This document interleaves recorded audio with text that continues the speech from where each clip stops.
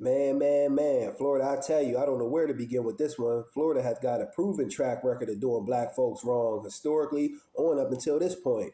Everything that could be wrong is wrong with this story that I'm about to tell you.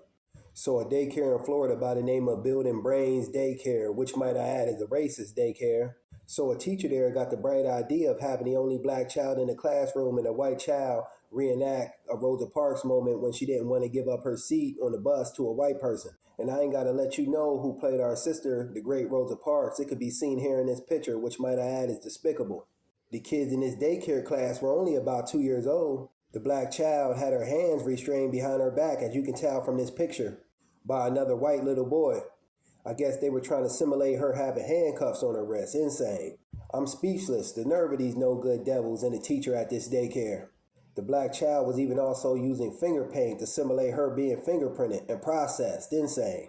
Man, this is wild. Society has a sick infatuation with demoralizing and criminalizing black people.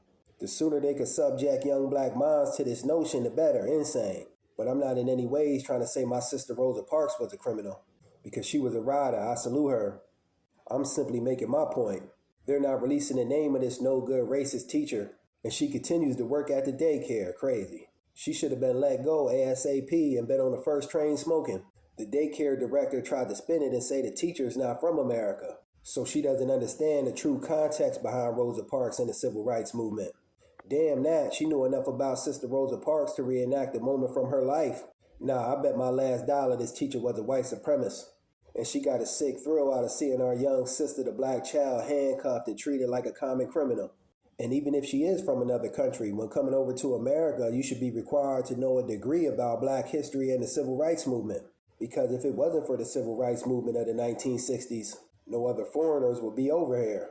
Black Americans fought and stood on the front lines and struggled for everyone. But I wish we would have just kept the focus on our people and worried about black people. Because no one's worried about us black people, just keeping it a bean. The daycare went on to say that this play happened spontaneously during a lesson and wasn't part of authorized curriculum, and that the administration had no prior knowledge of it, and still no apology for doing this wickedness. If you ask me, the director, the administration, the teacher, all of them need to be let go immediately. They're all no good racist white supremacists in my book.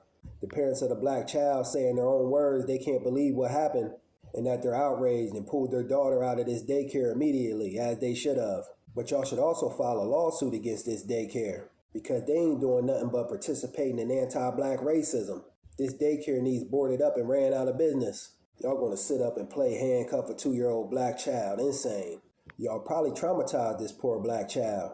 Message to black folks, don't you think for 1 second that racism still doesn't exist. It's still alive and well. Just my thoughts on the matter. Peace.